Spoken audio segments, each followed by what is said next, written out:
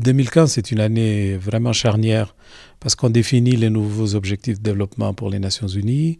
On est en train de définir le nouveau cadre de financement pour le développement et on va avoir l'aboutissement des négociations sur le changement climatique à Paris à la fin de l'année. Donc nous avons beaucoup de pression internationale et c'est important pour les Africains d'avoir leur position bien ficelée pour qu'ils puissent engager la communauté internationale avec des positions claires sur ce qu'ils veulent, mais en même temps ne pas perdre de vue le fait que cette année, c'est une année où on a déclaré priorité aux femmes. Donc ça fait 20 ans que la conférence de Beijing a eu lieu et l'Union africaine a décidé de faire de cette année une année particulièrement importante pour toutes les questions de genre.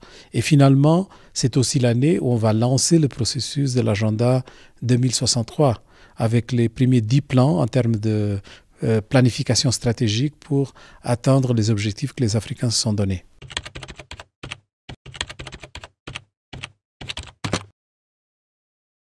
Bon, la partie la plus importante de l'agenda 2063, c'est vraiment ce qu'on appelle la transformation économique structurelle. Pourquoi on l'appelle structurelle? Parce que pendant longtemps, on a parlé d'ajustement structurel. Ici, c'est exactement l'opposé de l'ajustement structurel, c'est la transformation structurelle. Cette transformation doit s'axer surtout sur l'industrialisation. Donc, nous voulons l'industrialisation. Et vous savez, l'Afrique est en retard par rapport à d'autres régions pour faire son industrialisation. C'est la raison pour laquelle il va falloir tirer l'industrialisation à travers d'abord une productivité agricole beaucoup plus forte et avec tout le agribusiness qui va permettre vraiment de développer une agriculture, une transformation agricole de pointe et en même temps faire de sorte qu'on puisse créer des emplois modernes, jeunes, urbains, parce que notre population est en train de changer démographiquement et tout le monde s'attend à des emplois beaucoup plus modernes. Donc ces emplois actuellement sont dans le secteur des services. Il n'y a rien de grave à cela, mais ça ne contribue pas vraiment à la production et ça ne contribue pas d'une façon directe à l'établissement d'une base beaucoup plus large d'emplois sur le marché du travail. C'est la raison pour laquelle le centre d'intérêt de l'agenda 2063, c'est l'industrialisation.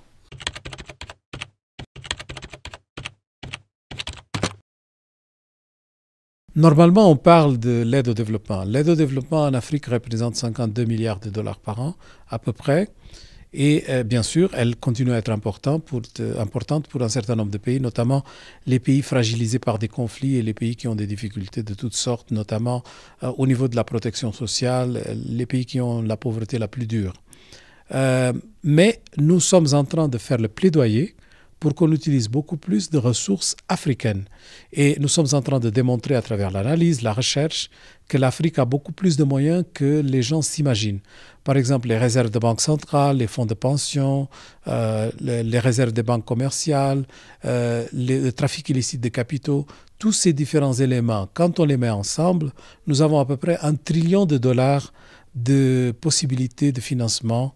Quand, par exemple, rien que pour les infrastructures, on a besoin disons à peu près 90 milliards de dollars par an. Donc on aurait pu financer nos propres infrastructures, mais à cause de toutes ces différentes règles et la façon dont cet argent est très contraigné par différentes procédures, nous sommes en train d'utiliser beaucoup plus d'énergie à planifier l'aide au développement qu'à planifier l'utilisation des ressources africaines.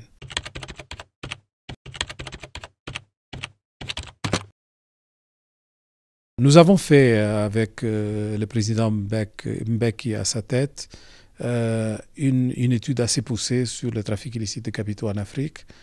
Et donc notre conclusion, c'est que rien que le transfert de prix entre ce qu'on doit payer et ce qu'on paye effectivement à cause de mauvaises négociations, à cause du fait que nous n'avons pas de transformation et à cause aussi de certains comportements mafieux et de corruption, nous perdons entre 50 et 60 milliards de dollars par an. Ça, c'est autant que l'aide au développement.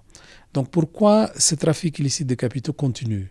Il continue à cause du manque de qualité de nos institutions d'une part, mais aussi de certaines complicités qui existent dans certains pays, notamment dans les secteurs financiers et autres, qui permettent ce type de situation. Finalement, nous avons aussi prêté très peu d'attention à toute la question de la taxation, de la fiscalité, et donc on ne nous a pas vraiment permis de diriger notre champ de concentration intellectuelle sur la fiscalité africaine, et ce qui fait que très souvent on est en train de dépendre beaucoup plus de l'aide au développement quand effectivement si on payait ce qui était dû pour, supposons, le cuivre ou le pétrole, etc., on aurait pu se tirer nous-mêmes d'affaire.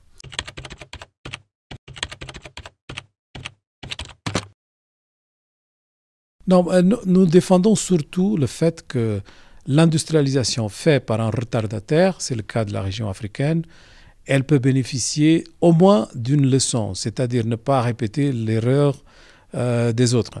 Alors, quand vous êtes retardataire, nous devons regarder l'horizon et voir quelles sont les perspectives de développer une industrialisation qui soit différente de celles qui ont témoigné, par exemple, les pays d'Amérique latine ou de l'Asie du Sud-Est.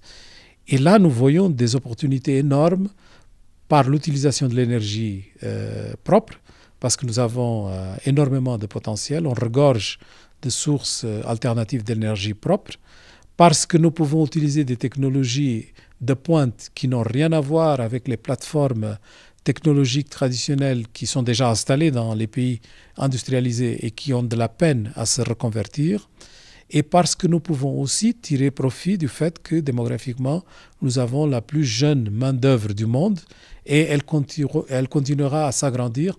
La prévision, c'est que dans l'année 2040, on aura une force de travail qui est plus importante que la Chine ou plus importante que l'Inde. Donc quand vous mettez ces éléments tous ensemble, vous avez les ingrédients qui nous permettent de faire une industrialisation verte. Et c'est ça justement qu'on est en train de promouvoir.